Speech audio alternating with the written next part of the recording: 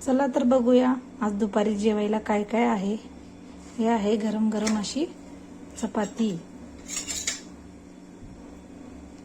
गरम गरम अशी चपाती, टम्म अशी फुगलेली चपाती।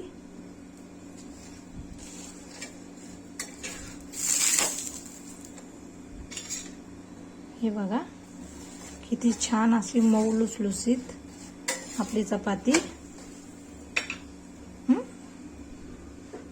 आणि इथं बघूया गरम गरम असं राईस, आणि इथं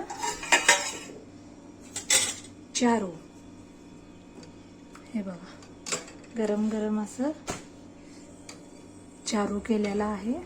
हे चारू आणि कुकरमध्ये असा राईस बनवलेला आहे गरम गरम, खूप वाफ येते गरम अशी।